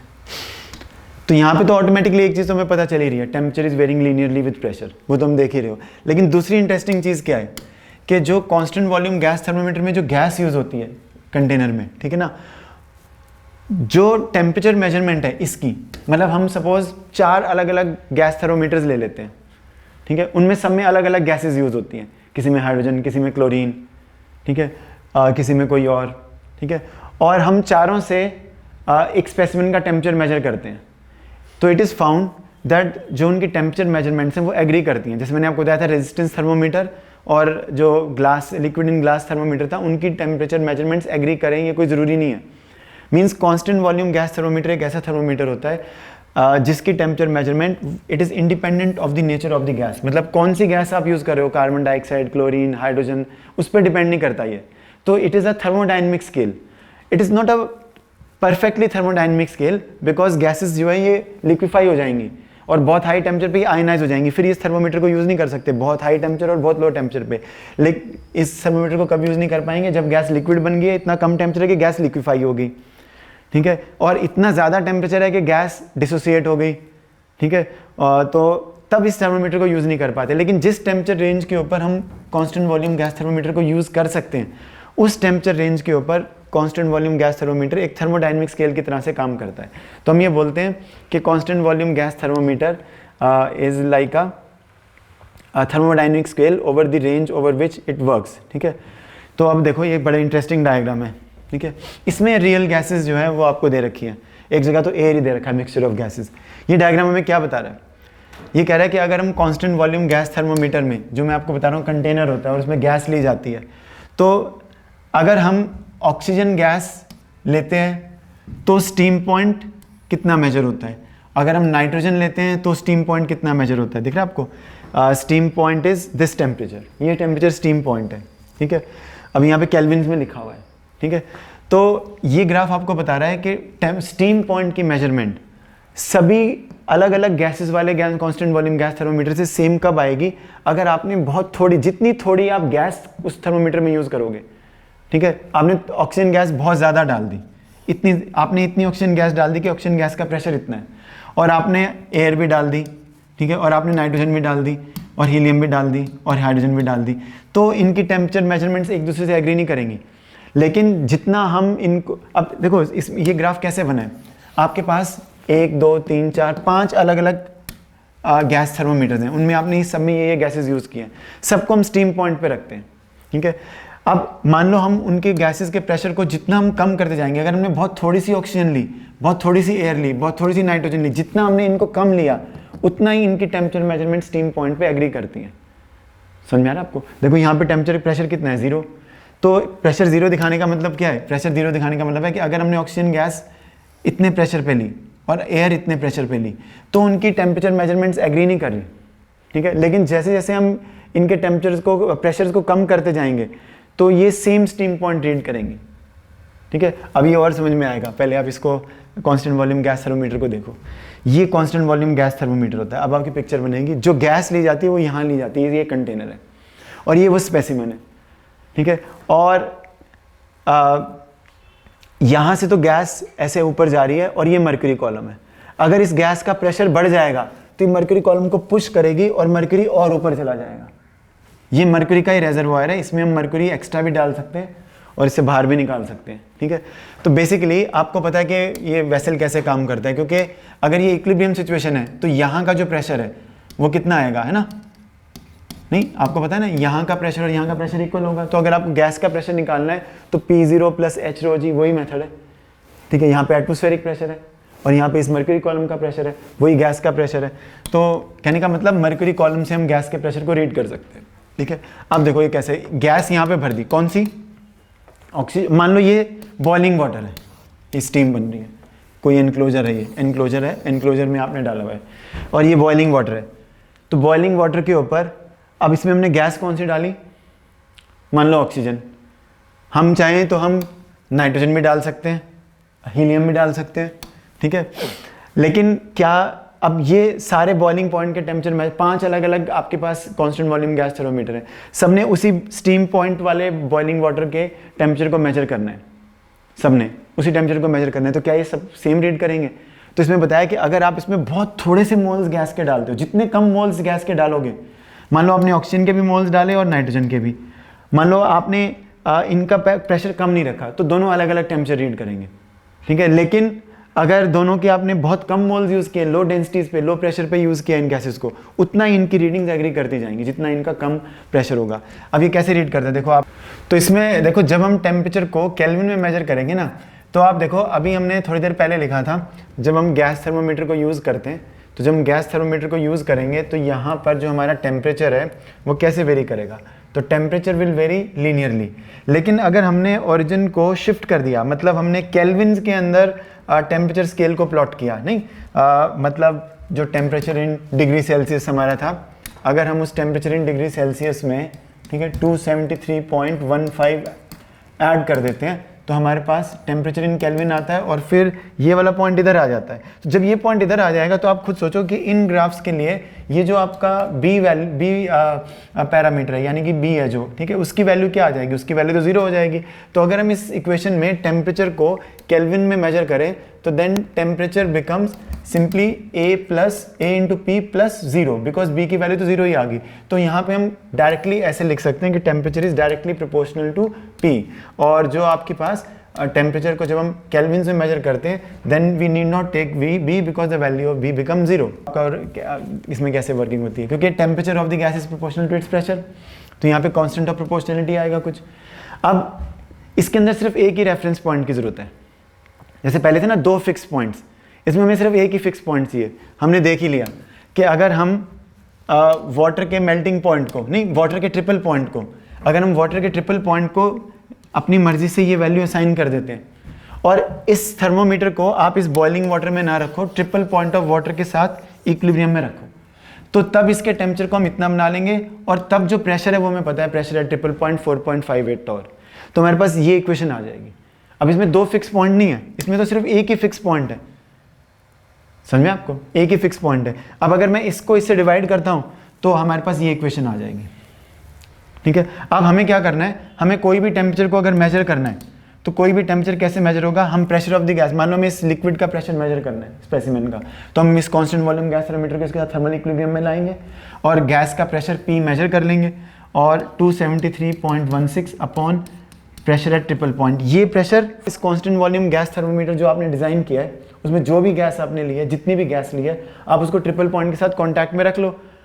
मैं मैन्युफैक्चरर हूँ, मैं बना रहा हूँ कांस्टेंट वॉल्यूम गैस थर्मोमीटर, मैं इसको अपने लैब में ही इसके साथ ट्रिपल पॉइंट के साथ कांटेक्ट में रख के प्रेशर मेजर करता हूँ कि ये गैस क्या प्रेशर रीड कर रही है उस ट्रिपल पॉइंट सेल का, और वो प्रेशर हम अपने कस्टमर्स को बता देते हैं कि मैं आपको सेल कर रहा हूँ, आप ये मेरा थर्मोमीटर मेजर कर रहा था, ये वैल्यू तो कॉन्स्टेंट है, ठीक है, और अब आपको अपने लैब में इसको मेजर करना है और उससे टेम्परेचर मेजर करना है, ठीक है। तो इसके अंदर सिर्फ एक ही रेफरेंस पॉइंट की ज़रूरत है, ठीक है। लेकिन अब आप देखो सभी, अगर इसको हम चाहते हैं कि थर्मोडायनेमिक स्केल बने, independent of the nature of the gas बने, तो हमें इसमें एक एक्स्ट्रा स्टेप करना पड़ता है। हमें इसमें जो गैस की क्वांटिटी है, जब इसको हम अगर हम बहुत थोड़ी सी क्वांटिटी ऑफ गैस चाहते हैं तो हम चाहते हैं कि ट्रिपल पॉइंट सेल के ऊपर जो गैस का प्रेशर है वो जितना कम हो उतना ही जो थर्मोमीटर है वो independent of the nature of the gas बन जाएगा। तो यूजुअली जब बुक्स में और ऐसे लिखा होता है ना, एनसीईआरटी में भी दिया हुआ ये पॉइंट, तो हम ऐसे लिखते हैं इसके अंदर कि दिस, यहाँ पे ये जो दिख रहा है ना आपको 273.16 pressure upon pressure at triple point, limit PTR approaches 0। Limit PTR approaches 0 का मतलब क्या है कि हमें इसमें बहुत थोड़ी सी गैस लेनी है जिसका ट्रिपल पॉइंट के साथ कांटेक्ट में रखने, triple point cell of water के साथ कांटेक्ट में रखने पे बहुत ही कम प्रेशर हो, बहुत ही जितनी आप कम गैस लोगे उतना ही ज़्यादा जो हमारा टेम्परेचर स्केल है वो इन थर्मोडायनेमिक स्केल बन जाएगा, वो नेचर ऑफ सब्सटेंस पे का इंडिपेंडेंट होगा। तो इसमें से आपके लिए ये इंपॉर्टेंट इक्वेशन है, इसको बोलते हैं ideal gas scale, ideal gas scale, ठीक है। और हमने देख ही लिया कि आपका जो सेल्सियस स्केल है, तो सेल्सियस स्केल के डिविजन्स आइडियल गैस स्केल के डिविजन्स के साथ मैच करते हैं, ना कि सेंटीग्रेड स्केल के साथ। और सेंटीग्रेड स्केल के डिविजन्स कई बार इसके साथ परफेक्टली मैच नहीं करते, वो उस नेचर ऑफ प्रॉपर्टीज़ पे डिपेंड करता है, ठीक है। तो ये थोड़ा सा सब्सटेंस की प्रॉपर्टीज़ पे डिपेंड नहीं करता, थोड़ा मुश्किल टॉपिक है, लेकिन इसमें से इक्वेशन जो आएंगी ना वो बहुत थोड़ी सी आएंगी, ठीक है। चलो ये आपको मैंने बता दिया, the part of the graph, ये सब। Ideal gas scale is a practical form of thermodynamic scale. इसमें मैंने लिखा हुआ जो मैंने आपको बताई कि जो आइडियल गैस स्केल, देखो है तो ये आइडियल गैस स्केल, पर इसमें यूज़ रियल गैसेज ही करते हैं, नाम आइडियल गैस स्केल है, ठीक है, क्योंकि इसमें हमने लिमिट जब PTR अप्रोचेज 0 ली, इसका मतलब जब बहुत थोड़ा सा प्रेशर पे हम गैस यूज़ करते हैं तो वो आइडियल गैस की तरह से बिहेव करती है, यूज़ तो रियल गैस ही करते हैं, ठीक है। तो इसमें ये भी बताया कि ये थर्मोडायनेमिक स्केल क्यों नहीं है, ये सिर्फ उस रेंज पे थर्मोडायनेमिक स्केल है जिस स्केल के ऊपर, जिस रेंज के ऊपर गैस अभी लिक्विडफाई नहीं हुई है और वो आयनाइज नहीं हुई या फिर वो डिसोसिएट नहीं हुई है, ठीक है। जब तो ये अब ये देखो, ये एनसीईआरटी का क्वेश्चन है, एक दो सिंपल से क्वेश्चन अगर हम करें तो, ठीक है। 2 एब्सोल्यूट स्केल्स हैं। सबसे पहले एब्सोल्यूट स्केल का मतलब क्या है, एब्सोल्यूट स्केल का मतलब जो आपका एब्सोल्यूट 0 है ये वहीं से स्टार्ट होते हैं, ठीक है। तो ये आपका जो यूजुअली केल्विन स्केल है, ठीक है। अब केल्विन स्केल पे किस पॉइंट को हम ये टेम्परेचर असाइन करते हैं, ट्रिपल पॉइंट ऑफ वाटर को। और इसमें इन्होंने क्या कहा है कि जो आपका ए स्केल है उसमें हम इसी ट्रिपल पॉइंट ऑफ वाटर को ये टेम्परेचर असाइन करते हैं। इसमें केल्विन क्या है, जो आपका केल्विन स्केल है ये उसकी यूनिट है, ठीक है। और इसमें ए किसके लिए स्टैंड करता है, this stands for you can say unit on the scale A, ठीक है।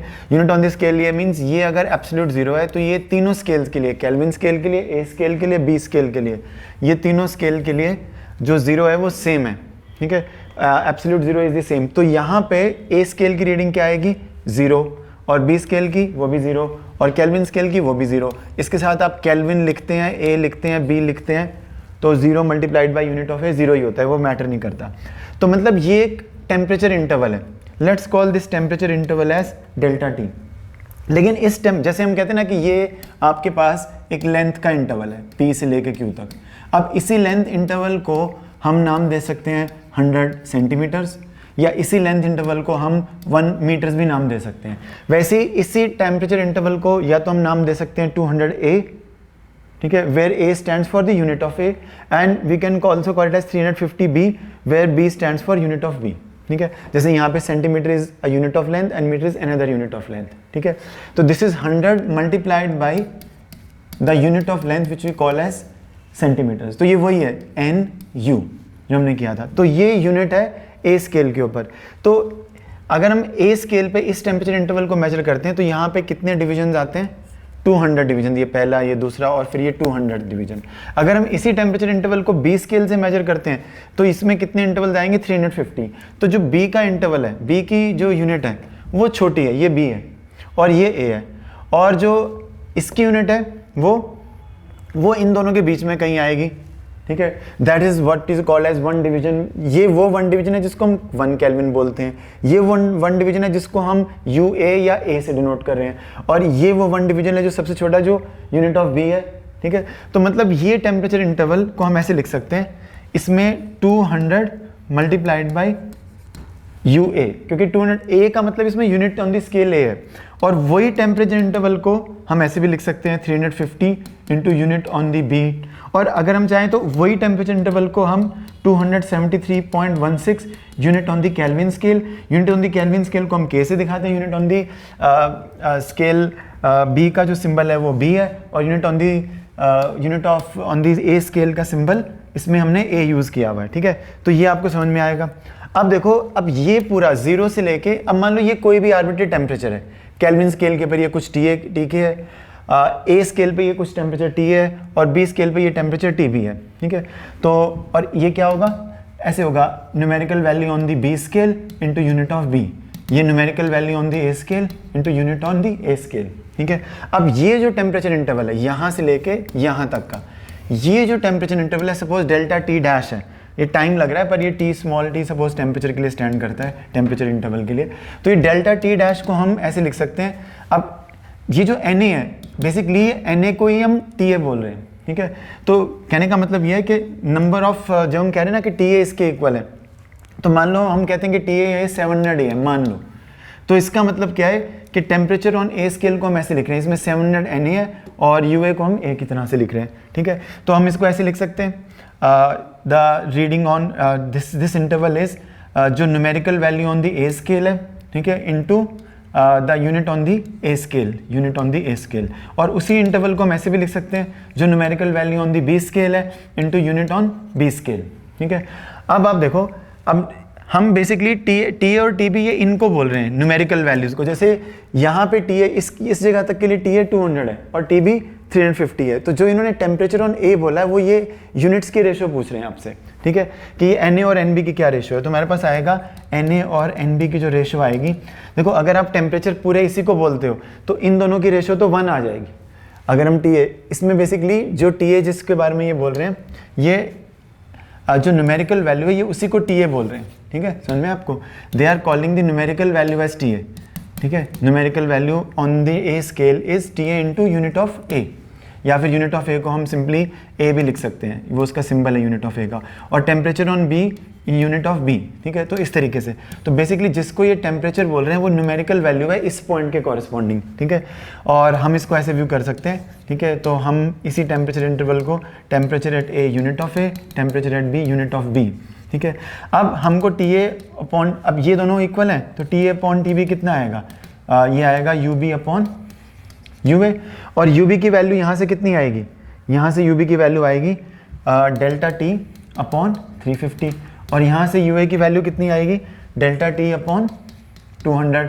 ठीक है, अब इनकी आप रेसिप्रोकल करोगे, मतलब ये ऊपर ले जाएंगे तो ये आ जाएगा आपके पास 220 अपॉन 35, जिसको हम 4/7 बोल सकते हैं।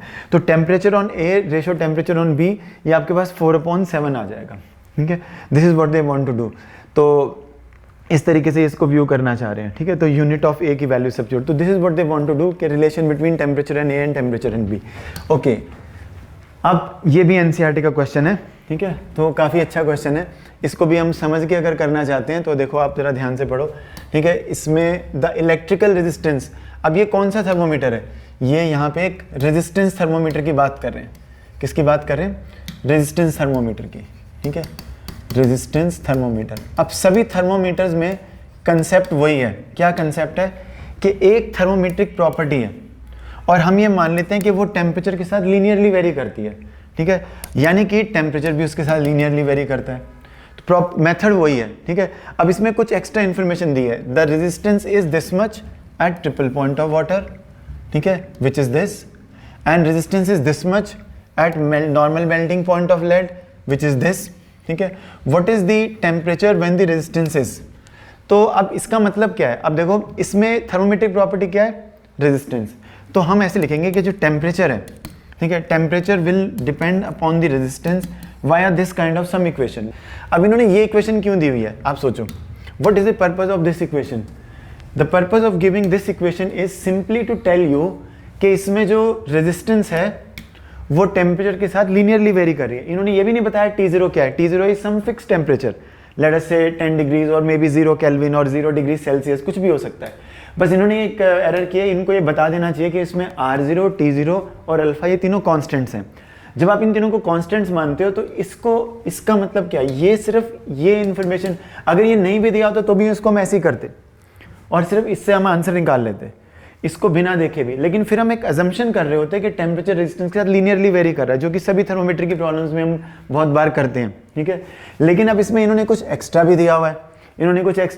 हमें क्या दिया हुआ है एक्स्ट्रा, इन्होंने हमें एक्स्ट्रा दिया हुआ है, ये जो इन्होंने दिया हुआ है इसका मतलब ये है R is equal to R0 plus R0 into alpha into T minus R0 into alpha into T0। अब अगर ये कांस्टेंट है, ठीक है, इसको हम दूसरी तरफ ले जाएं तो ये आएगा R के साथ हमारे पास आ जाएगा plus R0 into alpha into T0, और यहाँ पे क्या रह जाएगा, ये जो R0 इसको भी दूसरी तरफ ले जाओ तो ये माइनस R0 आ गया। इस तरफ क्या बचा, इस तरफ बचा R0 into alpha into T. ये इक्वेशन समझ में आई आपको, और इसी इक्वेशन को हम ऐसे लिख सकते हैं, T is equal to 1 upon R0 into alpha into R plus, इसमें से चाहें तो R0 कॉमन ले लो, R0 alpha into T0 minus 1 upon R0 into alpha. तो T आया आपके पास R upon R0 into alpha plus alpha T0 minus 1 upon alpha. तो व्हाट डज दिस मीन, अगर हम इसमें 1 अपॉन R0 अल्फा को स्मॉल a मान लें और alpha T0 minus 1 upon alpha को स्मॉल b मान लें, तो ये इक्वेशन देने का पर्पस तो सिर्फ ये है, आपको ये स्ट्रेस देके बताना कि टेम्परेचर इसमें रेजिस्टेंस के साथ लीनियरली वेरी कर रहा है, और इसको इक्वेशन को देने का कोई पर्पस नहीं है। हमको T0 की वैल्यू और R0 की वैल्यू और अल्फा की वैल्यूज़ भी में भी नहीं चाहिए, हमें तो A और B की वैल्यूज चाहिए थर्मोमीट्री के लिए। तो थर्मोमीट्री का मतलब ये होता है कि हम जो इन्फॉर्मेशन दी हुई है, जैसे कि इसमें आपको क्या दिया हुआ है कि 273.16 केल्विन के टेम्परेचर के ऊपर, ठीक है, R की वैल्यू आपको दी है 101.6 ओम्स, मैं अभी यूनिट्स नहीं लिख रहा हूँ इसमें, प्लस B। ठीक है, अच्छा अब आप सोच सकते हो कि एक यूनिट क्या होनी चाहिए, अगर ये ओम्स में है तो एक यूनिट होनी चाहिए केल्विन अपॉन ओम, ताकि ये ओम से ओम कैंसिल हो जाए। ठीक है, तो ये आप सोच सकते हो इसमें एक ही क्या यूनिट्स होनी चाहिए, तो इस पूरी चीज़ की यूनिट्स आप देख लो क्या होनी चाहिए। ठीक है, तो खैर अब इसमें ए ये चीज़ है, तो मतलब इस इक्वेशन का कैलकुलेशन में कोई यूज़ नहीं है, ये बस आपको ये बता रहे हैं क्वेश्चन में कि resistance is varying linearly with temperature, और in other words temperature is varying linearly with resistance. अब नेक्स्ट इन्फो क्या दी हुई है इसमें, जिससे हम ए और बी की वैल्यूज निकाल पाएंगे। टेम्परेचर हमें दिया हुआ है ये 600.5 केल्विन्स में दिया हुआ है, मैं यूनिट नहीं लिख रहा हूँ, A इंटू, अब A उतना ही रहेगा, ये हम एजम्पशन नहीं है इस केस में, तो हमें दिया हुआ है स्पेसिफिकली इन्होंने कि आपको हम एक्स्ट्रा बता रहे हैं 165.5 ओम्स और प्लस बी। अब ये दो इक्वेशंस हैं, इनमें से हमारे पास ए और बी की वैल्यूज आ जाएंगी, ए और बी की वैल्यूज आ जाएंगी। अब हमको जो थर्ड चीज़ है वो करनी है। हमें दिया हुआ है कि what is the temperature when resistance is 123। अब इन्होंने कहा कि रेजिस्टेंस अगर हमारे पास बन गई 123.4 ओम्स, ठीक है, तो टेम्परेचर कितना होगा। तो हमें टी निकालना है। जो इन दोनों इक्वेशन से ए और बी की वैल्यूज आएंगी वो इसमें डाल दो, आपके पास टी की वैल्यू आ जाएगी, ठीक है। This is how we have to do this problem. So it becomes clear why they have given this equation. This is another good question which is given in H.C. Verma's book, which is quite similar to the one which is given in NCERT book, ठीक है। Let us go through this also। तो इसमें बात करें platinum resistance thermometer की, और ये कह रहे हैं कि जो प्लैटिनम रेजिस्टेंस थर्मोमीटर है ये 0 डिग्री रीड कर रहा है, कब, आइस पॉइंट पे, ठीक है, और ये 100 डिग्रीज रीड कर रहा है, ठीक है, स्टीम पॉइंट पे, यानी कि जो भी boiling point of water at normal atmospheric pressure, ठीक है। अब ये कह रहे हैं कि रेजिस्टेंस जो है वो ऐसे वेरी कर रही है। अब देखो इसमें resistance is not varying linearly with temperature in Celsius. ये हम कह रहे थे ना कि मोस्ट ऑफ द टाइम्स एक अजम्पशन से हम चलते हैं, इसमें रेजिस्टेंस जो है वो लीनियरली वेरी नहीं कर रही। तो पहले तो आपको ये समझना है कि ये चीज़ क्या है, व्हाट एग्जैक्टली इज दिस, ठीक है। इसमें सबसे पहले तो हमें दिया हुआ है सेल्सियस टेम्परेचर थीटा। जो टेम्परेचर है इसमें वो सेल्सियस में वेरी कर रहा है। तो जैसे अभी हमने क्वेश्चन किया था उसमें हमें दिया था कि रेजिस्टेंस जो है वो आपकी टेम्परेचर के साथ वेरी कर रही है लीनियरली। इसमें हमें दिया हुआ है कि रेजिस्टेंस लीनियरली वेरी नहीं कर रही पर उसकी डिपेंडेंस दी हुई है। तो अगर रेजिस्टेंस लीनियरली वेरी नहीं भी कर रही है पर उसकी टेम्परेचर के ऊपर डिपेंडेंस दी हुई है तो हो सकता है हम उसका कुछ यूज़ कर सकते हो। तो अब ये आपके पास अल्फ़ा है, ये आपके पास बीटा है, यूनिट्स इनकी प्रॉपर है, तो अल्फ़ा और बीटा की वैल्यूज़ आपको ऑलरेडी दी हुई हैं। अब इन्होंने पूछा है what will be the reading of this thermometer if it is placed in a liquid bath maintained at 50 degree Celsius. तो ये कह रहे हैं कि अगर हम इस प्लैटिनम रेजिस्टेंस थर्मोमीटर को एक ऐसे स्पेसिमेन में रखते हैं, एक ऐसे स्पेसिमेन में रखते हैं जिसका टेम्परेचर 50 डिग्री सेल्सियस है, तो इस थर्मोमीटर से उसकी रीडिंग क्या आएगी। तो हमें तो लग रहा है 50 ही आएगी, क्योंकि 50 डिग्री पे रखा है तो 50 डिग्री आनी चाहिए। लेकिन आप देखो अब इनमें क्या है कि इन्होंने ये तो डिग्री सेल्सियस रखा है, अब जो रेजिस्टेंस आएगी वो डिग्री सेल्सियस के हिसाब से आएगी। तो बेसिकली इन्होंने जो थोड़ा सा कंफ्यूजिंग दिया है वो यही है कि ये रेजिस्टेंस एट थीटा टेम्परेचर है, where theta is measured in Celsius. तो 50 डिग्रीज के ऊपर रेजिस्टेंस की कुछ वैल्यू आ जाएगी, ठीक है। और ये थर्मोमीटर जो रीडिंग देता है वो रेजिस्टेंस के अकॉर्डिंग देता है, मतलब रेजिस्टेंस रीड करके ये थर्मोमीटर बेस्ड है कि उसके ऊपर रेजिस्टेंस की वैल्यू रीड करके टेम्परेचर बताना है। समझ में आ रहा है आपको। तो बेसिकली अब इसमें नोट करने वाली चीज़ क्या है, ये 0 डिग्री सेल्सियस नहीं है, ये 0 डिग्रीज है, ठीक है। हम चाहें तो इसको 0 यूनिट भी लिख सकते हैं, ठीक है, डिग्री की जगह हम लिख सकते हैं 0 U और इसको 100 U, तो it would be the same thing. अब इन्होंने टेम्परेचर है तो इसको डिग्री लिख दिया बस, नहीं तो U भी लिख सकते हैं, ठीक है, यूनिट। तो अब ये कह रहे हैं कि आइस पॉइंट को नए टेम्परेचर स्केल पर, प्लैटिनम रेजिस्टेंस टेम्परेचर स्केल के ऊपर हमने आइस पॉइंट को 0 यूनिट्स मान लिया और स्टीम पॉइंट को हमने 100 यूनिट्स मान लिया, यानी कि बॉइलिंग वाटर को हमने 100 डिग्रीज पे मान लिया। ये डिग्री सेल्सियस नहीं है, ठीक है। अब ये इन्होंने यहाँ पे एक टी सिंबल यूज़ किया, ये थोड़ा कंफ्यूजिंग है, ठीक है। तो ये टी ये वाला टेम्परेचर बता रहा है, ठीक है, ठीक है, ये टी ये वाला टेम्परेचर बता रहा है, ठीक है, समझ में आया आपको। तो दिस टी इंडिकेट्स, तो ऐसे लिख सकते हैं a platinum resistance temperature reads T is equal to 0 degrees, ऐसे कर देना चाहिए था इनको। तो फिर ये बिल्कुल बहुत बढ़िया क्वेश्चन बन जाता, ताकि कोई T is equal to 0 degrees, मतलब T स्मॉल t टेम्परेचर इस स्केल का टेम्परेचर है, जैसे थीटा सेल्सियस स्केल का टेम्परेचर है, ठीक है, कोई और सेल्सियस स्केल है, ये C नहीं आएगा यहाँ पे, ठीक है। तो ये 100 डिग्रीज, तो ऐसे कर देना चाहिए था, ठीक है। और ऐसे भी लिख सकते थे आइस, ठीक है, और ये स्टीम या फिर बॉइलिंग वाटर पर T लिख लो, ठीक है। T is 0 for ice point and T is assumed 0 and T is assumed this, ठीक है। ऐसी 2 पॉइंट टेम्परेचर स्केल पे ऐसे होते हैं, 2 पॉइंट के टेम्परेचर को फिक्स कर दिया जाता है। अब आप देखो, अब इसके अंदर हम क्या करेंगे, अब हमें बताना है कि जब 50 डिग्री सेल्सियस टेम्परेचर है तब जो रेजिस्टेंस होगी, तो आप पहले देखो 50 डिग्री के ऊपर, ठीक है, 50 डिग्री के ऊपर जो रेजिस्टेंस होगी वो टेम्परेचर, हमें T तो बताना है कितना है, ठीक है, हमें ये T बताना है जब थीटा कितना है 50 डिग्रीज सेल्सियस, ठीक है। जब T 50 डिग्री सेल्सियस है तो R0 plus R0 into alpha, alpha तो नोन है ना, और यहाँ क्या आएगा 50 डिग्रीज सेल्सियस, और यहाँ क्या आएगा बीटा इंटू 50 डिग्री सेल्सियस का होल स्क्वायर, ठीक है। तो ये R temperature on this platinum scale 50 degree Celsius की रेजिस्टेंस इतनी है, ठीक है। अब आप देखो, अब हम रेजिस्टेंस आर टी की वैल्यू, ठीक है, आइस पॉइंट पे भी निकाल सकते हैं, आइस पॉइंट पे।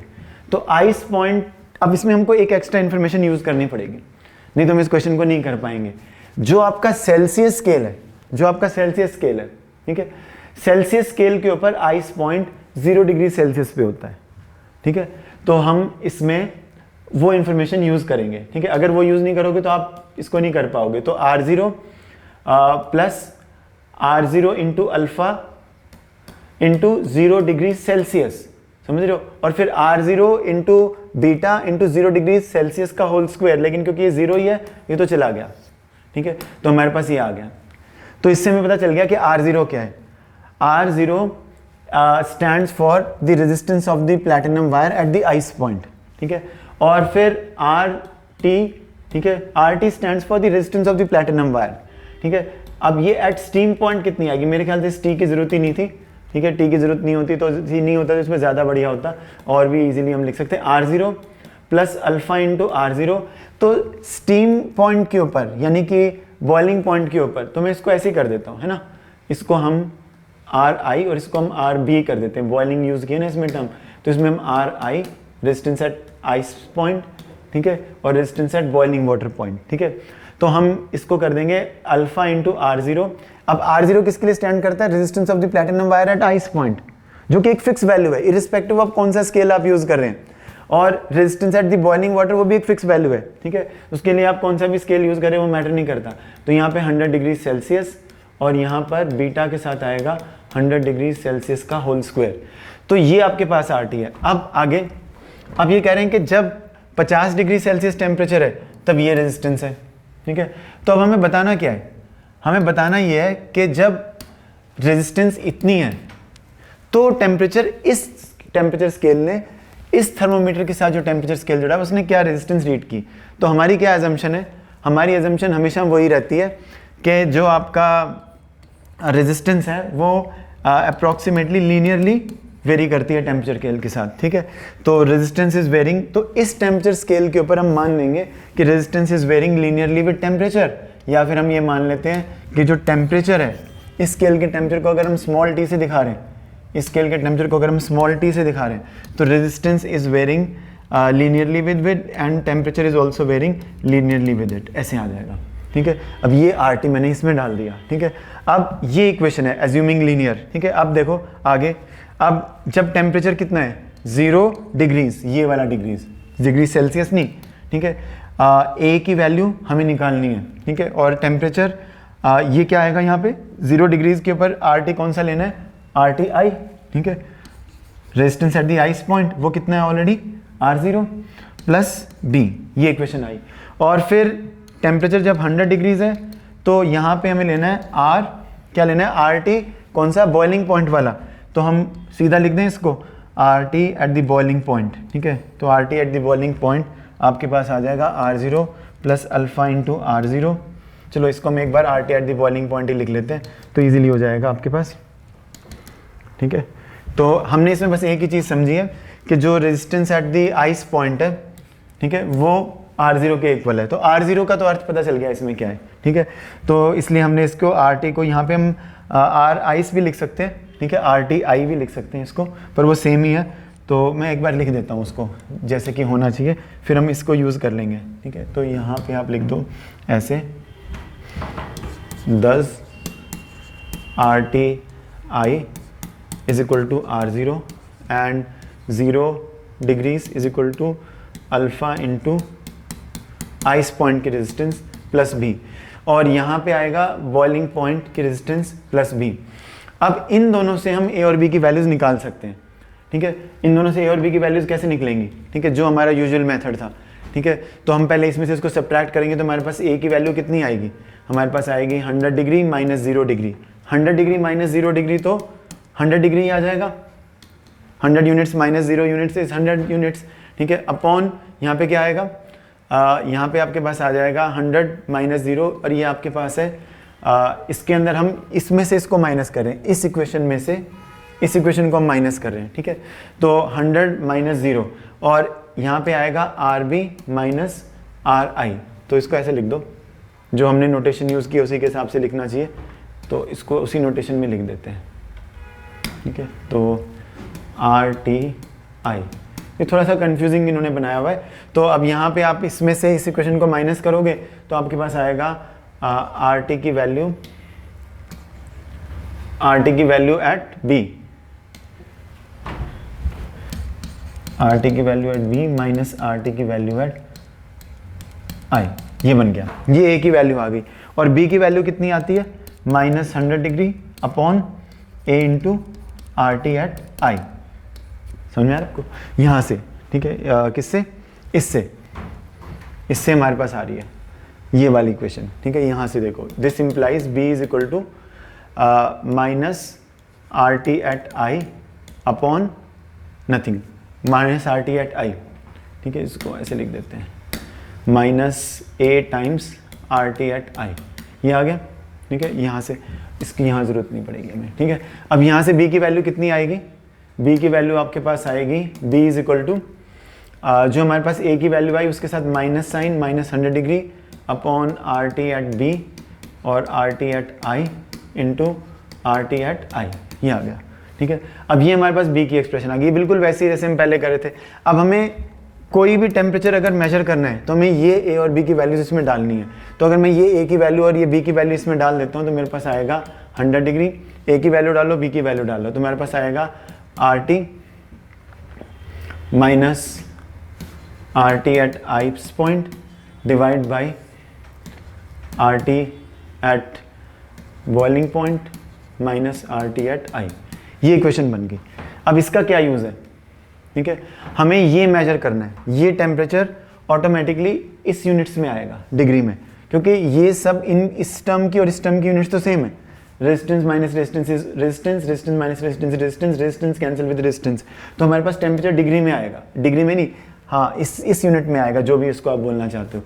तो अब आपको आर टी कितना है, अब हमें आर टी की वैल्यू लेनी है, ये आर टी है, आर टी एट 50 लेना है हमें, तो हम आर टी एट 50 में से आर टी एट आई को माइनस करेंगे। तो अब जब इसमें से आर टी एट 50 में से आर टी एट आई को माइनस, इसमें से इसको माइनस करोगे तो ये आर जीरो तो कैंसिल हो जाएगा, तो हमारे पास क्या बचेगा, हमारे पास बचेगा alpha into R zero 50 degree Celsius plus beta into 50 degree Celsius का होल स्क्वायर, ये बचेगा।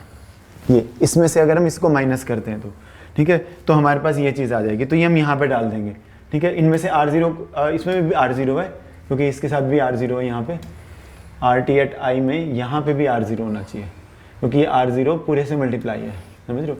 तो अगर आप इसको देख रहे हैं तो यहाँ पे भी आर जीरो मल्टीप्लाई में है, ठीक है। जो हमने पहले आर टी लिखा था यहाँ पे आर जीरो इससे भी मल्टीप्लाई होता है, आर जीरो इससे भी मल्टीप्लाई होता है, इस एक्सप्रेशन में मिस हुआ है। तो ये आपके पास आया।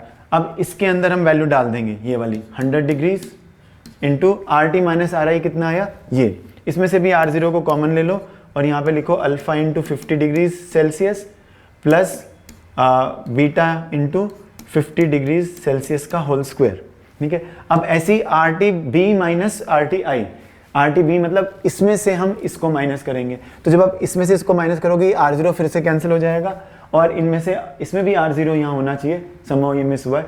इसमें से आप इसको माइनस करोगे तो फिर से आपके पास क्या आएगा, उसके बाद आपके पास आएगा alpha into again R zero is common from both और ये आपके पास आएगा अल्फा इंटू 100 डिग्री सेल्सियस, ठीक है, plus beta into 100 degrees Celsius का होल स्क्वायर, ये 100 डिग्रीज का सेल्सियस का होल स्क्वायर है। तो अब ये प्रॉब्लम लगभग हो गई है, लेकिन ये थोड़ी सी आप ये कह सकते हो समझने वाली प्रॉब्लम है और लेंदी है थोड़ी सी, दैट्स ऑल। ये आर जीरो से कैंसिल हो गया। अब अल्फ़ा और बीटा की वैल्यूज़ इसमें हमें डालनी है। जब आप अल्फ़ा और बीटा की ये वैल्यूज़ डाल के सिंप्लीफाई करोगे तो alpha will be only in degree Celsius क्योंकि ये ओम्स में है, ठीक है। Alpha into R zero ohms में होना चाहिए, alpha into R zero ohms होना चाहिए, ठीक है। तो alpha is per degree Celsius and beta is per degree Celsius squared, ठीक है। तो आपके पास ये आ जाएगा, इन्होंने यूनिट्स करेक्ट दी हुई हैं, ठीक है, बीटा की और अल्फ़ा की यूनिट्स। तो बस अब आगे अल्फ़ा और बीटा की वैल्यूज़ डाल के और इसमें हमें स्मॉल टी की वैल्यू निकालनी है, ठीक है। अब ये देखना, ये आप कर सकते हो, करो। 2 ideal gas thermometers A and B use oxygen and hydrogen, ठीक है, रिस्पेक्टिवली। तो इसमें ट्रिपल पॉइंट ऑफ वाटर के ऊपर ए थर्मोमीटर की गैस इतना प्रेशर बढ़ा रही है, ट्रिपल पॉइंट, ये वही है PTR, ठीक है, और ये PTR। इन दोनों थर्मोमीटर से हम कोई भी टेम्परेचर रीड करेंगे वो सेम आएगा, it is independent of the gas, समझ रहे हो। ये इसलिए अब आप बताओ, जब तक आप ये कांस्टेंट वॉल्यूम गैस थर्मोमीटर के बारे में नहीं पढ़ते तब तक तो आपको न्यूमेरिकल का सर पैर ही नहीं समझ में आ सकता, और ये NCERT की प्रॉब्लम है, ठीक है। अब पढ़ो आगे क्या दिया इसमें, what is the absolute temperature of the, देखना ये है आपके पास ट्रिपल पॉइंट ऑफ वाटर का टेम्परेचर। तो पहले आप ए की बात करो, ए की बात, तो ए थर्मोमीटर के लिए टेम्परेचर कितना आता है, टेम्परेचर इज, मैंने आपको बताया था प्रेशर अपॉन ट्रिपल पॉइंट का प्रेशर इंटू 273.16। तो इसमें ए के लिए पी की वैल्यू कितनी है, PTR की वैल्यू ए के लिए इतनी है, ये वैल्यू PTR, ठीक है। कितना डाल देंगे, डाल दोगे फॉर ए, मैं यहाँ पे ए के लिए लिख रहा हूँ, टेम्परेचर एज मेजर्ड बाई ए, तो कितना आएगी वैल्यू 1.250 इंटू 10 की पावर 5 पास्कल्स और 273.16 केल्विन, ठीक है। और ये कितना प्रेशर है सल्फर के ऊपर। अब ए थर्मोमीटर को हमने सल्फर के मेल्टिंग पॉइंट के साथ कांटेक्ट में रखा, तो मतलब 1.797 इंटू 10 टू द पावर 5। अब आगे ये कैलकुलेशंस केल्विन है, यहाँ पे पास्कल और यहाँ का पास्कल कैंसिल हो गया, केल्विन में बचा आंसर। तो ए ने सल्फर के मेल्टिंग पॉइंट के टेम्परेचर को इतना पढ़ा, ठीक है। अब सेम स्टेप्स आपको बी के लिए करने, अगर ये दोनों थर्मोडायनेमिक स्केल हैं तो दोनों टी और टी भी सेम आने चाहिए, ठीक है, तो ये थर्मोडायनेमिक स्केल हो जाएंगे। अब देखो, what is the absolute temperature of normal melting point of sulphur as read by A, this as read by B, same way we can calculate for B also, ठीक है। What do you think is the reason behind the slight difference. देखो पहली चीज तो इन्होंने खुद ही बताया कि डिफरेंस स्लाइट ही आएगा, सेम आएंगी, क्योंकि thermodynamic scale independent of the nature of the gas in the thermometers A and B. क्या लगता है आपको इनकी प्रॉपर्टीज में, इनके जो वैल्यूज आएंगे टीबी के लिए भी हम निकालेंगे तो टीए और टीबी की वैल्यूज में थोड़ा सा फर्क आएगा, क्यों, तो वो हम ये कह सकते हैं कि हम इसके प्रेशर को और ज़्यादा लिया हुआ है, हमने ट्रिपल पॉइंट के ऊपर जो प्रेशर है वो ज़्यादा लिया हुआ है। अगर हम और कम गैसेस यूज़ करें तो इनकी वैल्यूज़ और ज़्यादा एग्री करेंगी, समझ आ रहा है आपको। तो the thermometers are not faulty, ये कह रहे हैं थर्मोमीटर्स खराब नहीं है, कुछ प्रोसीजर में कमी है। क्या कमी है, हमने जो गैसेज यूज़ की हैं ऑक्सीजन एंड हाइड्रोजन वो ज़्यादा डाली हैं थर्मोमीटर में, कम गैस यूज़ करो। ये कह रहे हैं जितनी कम गैस यूज़ करोगे उतना ही इनकी रीडिंग्स किसी भी स्पेसिमेन के लिए एग्री करने लग जाएंगी। समझ में आपको कि इसलिए मैंने पढ़ाया। अब ये कैसे एक्सप्लेन करेंगे अगर हम ये सब नहीं समझते तो। What further procedure is needed in the experiment to reduce the discrepancy between the two readings. We should use gases at lower pressure at the triple point of water, because जितना हम प्रेशर को कम रखेंगे उतना ही इनकी readings आपस में agree करती जाएंगी, ठीक है। तो ये इंपॉर्टेंट है। बाकी चीज़ें तो बहुत आसान है बेटे, अब जैसे ये देखो जल्दी से कर लेंगे। Pressure of the gas in the bulb of a constant volume gas, 0 degree पे प्रेशर कितना बता रहे हैं, देखिए क्या इक्वेशन है हमारे पास। इक्वेशन तो यही है, T is equal to A pressure B। तो 0 डिग्री सेल्सियस के ऊपर कितना है 73 सेंटीमीटर्स ऑफ Hg। इसको पास्कल में करने की जरूरत नहीं है, जैसे पास्कल नहीं कैंसिल हुआ था वैसे ये यूनिट भी कैंसिल हो जाएगी। प्लस अच्छा ये तो प्रेशर तो हमने डाल दिया इसमें, P2 डाल दिया, प्लस B, और फिर 100 डिग्रीज पर कितनी लेंथ है 100 centimetres of Hg plus B। अब इनसे A और B निकल जाएंगे पहले की तरह से, ठीक है। और calculate the pressure at room temperature. तो रूम टेम्परेचर जब 20 है तो A की जो वैल्यू आई सेंटीमीटर ऑफ Hg में, suppose room temperature is x centimetres of Hg, और जो B की वैल्यू, इन दोनों से A और B की जो वैल्यूज आई वो यहाँ और यहाँ हम डाल देंगे तो ये x सेंटीमीटर्स ऑफ Hg में ये वैल्यू आ जाएगी, ठीक है। सिर्फ मुझे आप B की वैल्यू निकाल के दिखाना सेंटीमीटर्स ऑफ Hg में, सिर्फ A की वैल्यू निकाल के दिखाओ। A की वैल्यू आएगी 100 minus 0, 100 degree Celsius 100 degree Celsius, इसमें से इसको माइनस किया 100 centimetre of Hg minus 73 centimetre of Hg कितना आया 27 सेंटीमीटर ऑफ Hg। ये है, ये आपके पास A की वैल्यू आ गई। अब B की कितनी आ जाएगी, इसी को दूसरी तरफ ले जाएंगे माइनस A है ना, तो यहाँ पे 73 सेंटीमीटर ऑफ Hg। ये बी की वैल्यू आ गई, ये कैंसिल कर दो, तो बी की value I 100 into 7300 degree Celsius divide by 27, ये बी की वैल्यू आ जाएगी आपके पास, दिस विल बी बी। अब ये ए और बी की वैल्यू इसमें डालेंगे तो हमारे पास अननोन टेम्परेचर भी आ जाएगा, या टेम्परेचर नोन है, अननोन प्रेशर भी आ जाएगा, जो ए और बी की वैल्यूज़ हैं। तो हमें प्रेशर निकालना है, आगे होगा समझ में। तो जब तक हम ये वैल्यूज़ नहीं निकालते तब तक हम नहीं कर सकते। ये भी सेम ही है, जल्दी से देखते हैं। The pressure of a gas in a constant volume gas thermometer is 80 centimetre of mercury in melting ice eight 1 atmosphere. When the bulb is placed in liquid, the pressure becomes 160 centimeters. Find the temperature of the liquid. कैसे करोगे? Melting ice, तो ice point पे लिख देते हैं 80 centimetres of H G. Pascals की जगह बस सेंटीमीटर्स ऑफ एच जी लिखा है, कंफ्यूज नहीं होना। और 1 एटमॉस्फेरिक प्रेशर, हाँ, तो melting ice eight 1 atmospheric pressure, तो वो तो ये है कि मेल्ट आइस पॉइंट है। जब ये दिया ना मेल्टिंग आइस एट 1 एटमॉस्फेयर, तो उसको 0 डिग्री सेल्सियस मानते हैं, ठीक है।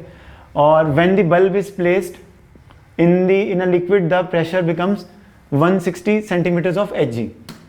तो अब प्रेशर कितना बन जाता है? Placed in a liquid, certain liquid sample में प्रेशर बन गया 160 सेंटीमीटर्स ऑफ एच जी। तो प्रेशर ऑफ द लिक्विड बताना है, तो बिल्कुल आसान है। Constant volume gas pressure, constant volume gas thermometer में क्या है? Temperature is proportional to pressure, ठीक है। तो पहला टेम्परेचर कितना है? 0, उसको ले लो 273.15 केल्विन, ठीक है। 16 तो melt triple point of water, तो ये कितना प्रेशर है? 80 सेंटीमीटर्स ऑफ एच जी। और अब हमें find the temperature of the liquid, pressure of the liquid दे रखा है, तो ये कितना दिया हुआ है? 160 सेंटीमीटर्स। तो यहाँ पे लिख देंगे C 160 centimetres of H G, ठीक है। ये 160 है, कर लोगे ना आप?